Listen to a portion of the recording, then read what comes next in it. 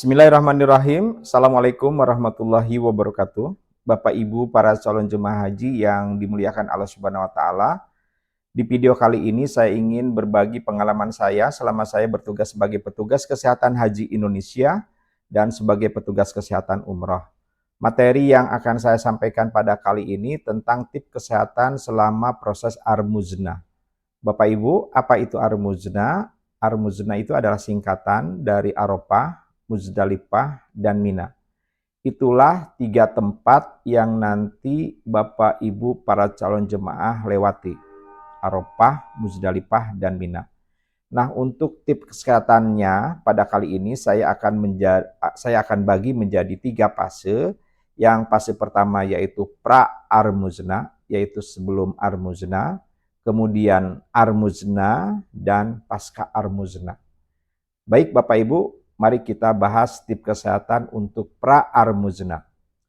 Bapak Ibu, 2-3 hari sebelum keberangkatan ke Arafah, itu yang namanya bis sholawat itu sudah tidak operasional. Nah, saya sarankan Bapak Ibu para calon jemaah haji untuk sholatnya di hotel saja. Jadi tidak berangkat ke Masjidil Haram. Jadi sholatnya di hotel saja.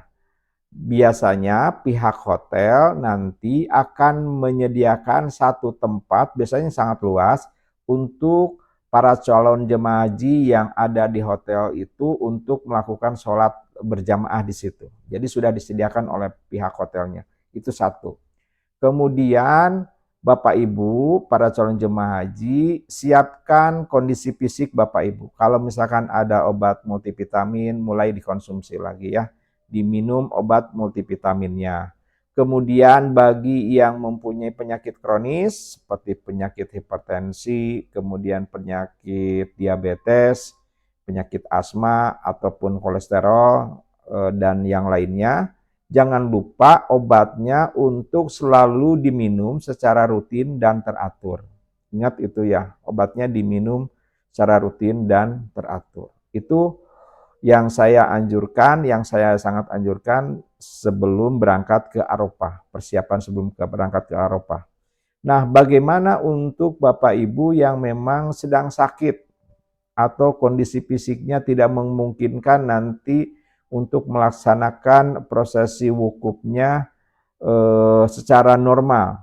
Nah, nanti biasanya 1 minggu atau 2 minggu sebelum keberangkatan ke Arafah, petugas kesehatan, tenaga kesehatan kloter nanti akan mendata Bapak Ibu yang akan didaftarkan untuk mengikuti safari wukuf. Jadi kalau misalkan kondisinya sakit atau mempunyai keterbatasan fisik yang tidak memungkinkan untuk melaksanakan ibadah haji secara normal, nanti akan didata dan akan didaftarkan untuk mengikuti safari wukuf.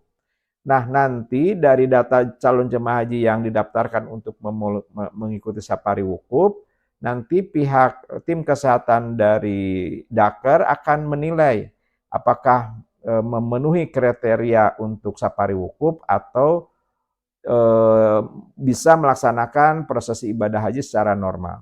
Nah, safari wukuf itu apa Bapak Ibu?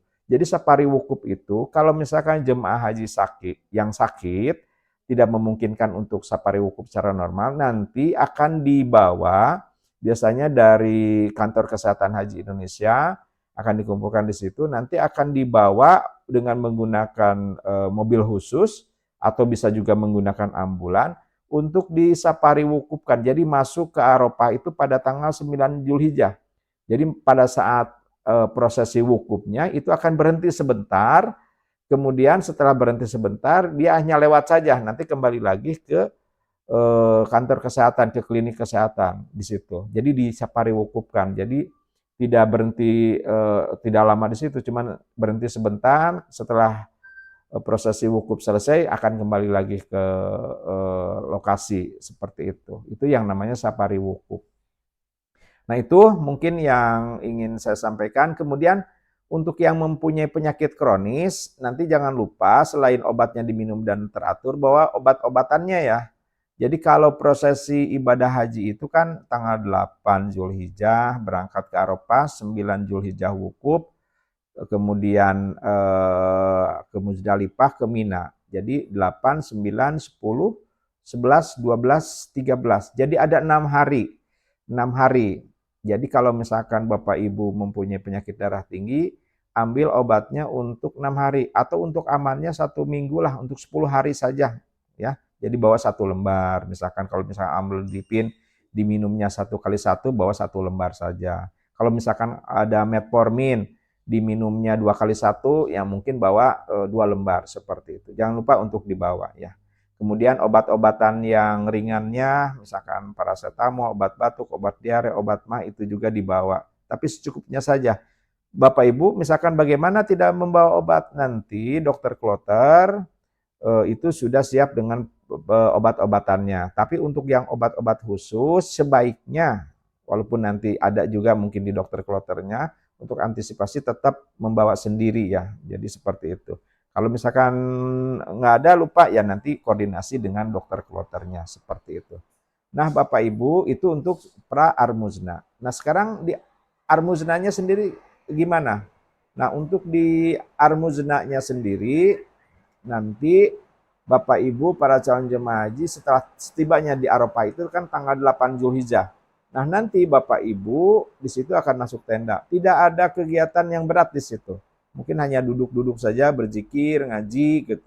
Seperti itu, melaksanakan ibadah sholat wajib di situ.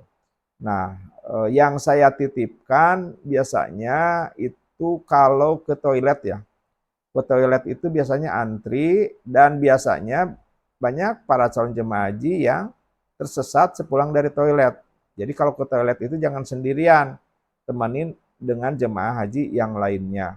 Dan saya ingatkan pula bahwa di Arafah itu kan ada banyak debu, kemudian cuacanya panas. Untuk kalau misalkan keluar sekiranya banyak debu, pakailah masker seperti itu. Kalau misalkan ada banyak debu, kacamata hitam juga bisa dipakai untuk melindungi matanya. Kemudian jangan lupa untuk banyak minum. 1 jam 1 gelas. Jangan menunggu haus. Jadi 1 jam 1 gelas, jangan menunggu haus. Ada pertanyaan, apakah nanti kalau banyak minum jadi beser terus, jadi merepotkan jemaah haji? Bapak Ibu, saya informasikan itu tidak ya. Kenapa demikian? Karena pada saat itu diprediksi suhunya panas, sangat panas. Jadi pengeluaran cairan tubuh itu kan ada, bisa melalui air kencing, bisa melalui keringat, bisa melalui uap, melalui pernapasan. Nah, karena panas, nanti pengeluaran cairan itu akan lebih banyak melalui keringat, melalui kulit. Tetapi di sana keringat yang keluar itu langsung menguap. Jadi seolah-olah tidak berkeringat, padahal berkeringat tapi langsung menguap. Karena apa? Karena kelembabannya yang rendah. Jadi saya sarankan, dan saya sangat sarankan, saya garis bawahi, itu Bapak Ibu harus banyak minum. 1 jam 1 gelas. Ini untuk menghindari apa? Karena panas ada resiko kesehatan yang bisa terjadi. Yaitu yang pertama dehidrasi, jelas. Kekurangan cairan. Nanti Bapak Ibu akan pusing, akan lemas, mungkin pingsan. Nah yang lebih parahnya lagi terjadi sengatan panas. Kalau sudah sengatan panasnya pada tingkat yang parah, itu bisa terjadi koma, tidak sadarkan diri. Nah, oleh karena itu saya anjurkan untuk banyak minum. 1 jam 1 gelas, jangan menunggu haus. Seperti itu. Ya. Kemudian jangan lupa obat-obatan rutinnya bagi yang punya penyakit kronis itu untuk diminum. Bagaimana di Muzdalifah, di Mina? Itu sama. Banyak minum, 1 jam 1 gelas, jangan menunggu haus. Kemudian obat-obat rutinnya itu harus diminum secara rutin dan teratur. Kemudian jangan berkeliaran kalau tidak perlu di tempat-tempat terbuka seperti itu. Pakai alat pelindung dirinya, seperti masker, kacamata, topi, kemudian semprotan wajah, air minum, dan sebagainya. Itu yang harus dipersiapkan oleh Bapak Ibu para calon jemaah haji. Nanti setelah wukuf, Bapak Ibu akan diberangkatkan ke Muzdalifah. Di Muzdalifah itu mabit ya. Nanti ada ngambil batu, kemudian nanti setelah tengah malam, setelah itu akan dievakuasi ke Mina. Nah, di Muzdalifah itu di alam terbuka Bapak Ibu, kita memakai baju ihram. Nah, seperti itu. Jadi Bapak Ibu tetap harus banyak minum ya, seperti itu.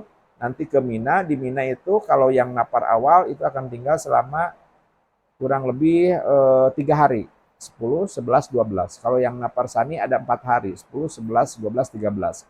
Nah, itu kegiatannya adalah melempar jumroh. Nah, untuk kegiatan melempar jumroh ini patuhi jadwal melempar ya Bapak Ibu. Untuk keselamatan Bapak Ibu patuhi jadwal melempar. Kapan untuk melempar waktunya orang-orang Indonesia? Itu nanti sudah ada jadwalnya.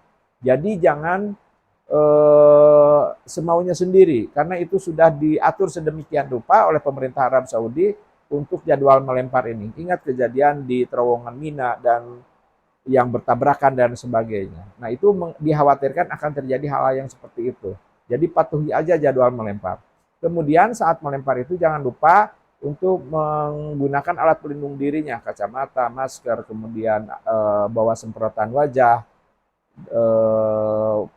payung mungkin harus dipersiapkan, seperti itu. Itu saja mungkin Bapak Ibu untuk yang di Armuznanya. Nah, yang pasca Armuzna, nah ini Bapak Ibu setelah proses ini kan sudah di hotel nih di Mekah lagi. Bapak Ibu istirahat saja dulu ya. Jangan terlalu diporsir setelah itu langsung umrah-umrah sunat dan lain sebagainya. Jangan, saya sampaikan jangan. Angka kesakitan, angka kematian itu banyak meningkat pasca Armuzna. Karena kelelahan, kecapean dan stres fisik dan lain sebagainya, itu akan menjadi pemicu angka kesakitan dan angka kematian. Jadi istirahat saja dulu Bapak Ibu. Tunggu saja dulu ya. Istirahat saja dulu, mungkin 2 sampai 3 harian, 3 harian lah. 3 hari istirahatkan dulu, pemulihan dulu ya. Seperti itu. Nanti kalau setelah itu silahkan Bapak Ibu berangkat lagi seperti biasa. Tapi ingat, kenali kondisi fisik sendiri Bapak Ibu. Seperti itu. Kenali diri sendiri. Kalau misalkan sekira-kiranya mempunyai keterbatasan fisik atau fisiknya lemah, jangan terlalu diporsir untuk melakukan kegiatan-kegiatan sunnah seperti umrah-umrah sunnah dan sebagainya. Itu saya tidak sarankan. Kenali, kalau misalkan mampu fisik ya silahkan. Kalau tidak mampu, ya batasi diri. Cukup mungkin nanti di haram itikaf, mengaji Al-Quran, sholat di Masjidil Haram, itu sudah cukup. Demikian. Itu saja mungkin untuk video kali ini. Mudah-mudahan video ini bermanfaat. Bagi Bapak Ibu yang akan berangkat di tahun 2025 ini, semoga Allah berikan kesehatan, kelancaran, kemudahan, keselamatan. Ibadah hajinya makbul dan mabrur.